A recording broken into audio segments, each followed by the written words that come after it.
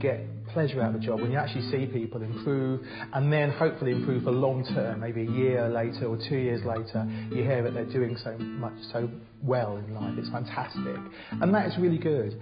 And it is, I suppose there is an aspect of, in helping someone, it makes you feel good about yourself as well. You feel you're doing something worthwhile. I'd much rather do this than work in the city, etc. And so do you take your work home at night? Yeah, sometimes that is one of the problems in some ways as well. I sometimes get jealous. I remember when I was, I can look out the window and see somebody who ran a car park, and he could just go home. And I was thinking, oh my God, he's got no worries in the world. He's closing his car park at 5 o'clock and go home. And sometimes I do worry that I worry at night, thinking about how can I make things better? Do I need to do this?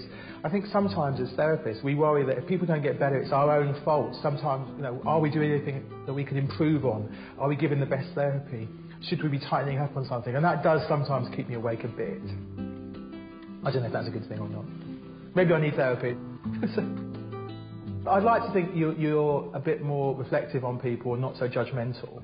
And that's the thing to learn, to maybe look beyond what appears initially to be a certain sort of behaviour, maybe to kind of think, oh, maybe there's other reasons why that person's acting in that way, and that's quite important.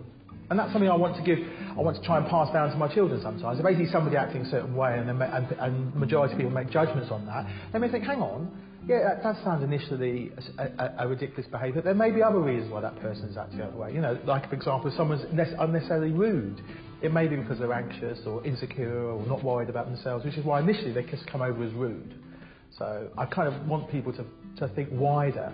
Have you specifically done that with your own children? Yeah. You've both talked about things, open their eyes to things. Yeah, I mean, I always want to try and get them to think differently about things. So an example we used to do with my daughter and son was we used to have backward days, for example, where you have everything backwards. So you'd have kind of like tea in the morning and breakfast at night, and then you can just do things backwardly. Start with pudding. Oh, start with pudding rather than starter. And have soup for your pudding. You can do things differently. It doesn't have to be the traditional way. So backwards day, they would agree on backwards day, or things like that. You can just do things differently and to try and think differently about things, and not to necessarily look for rules and things like that as well. It's okay.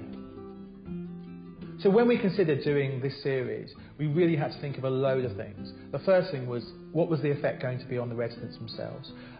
Would it affect them long term? Would it affect their treatment in the short term? How would it come across to their friends and families, etc. as well? Because we didn't want to stigmatise anybody or things like that as well. So that was really important. The next important thing was would it affect the other residents who may not be on the film but would be around when the filming was on as well? We had to take that into account as well.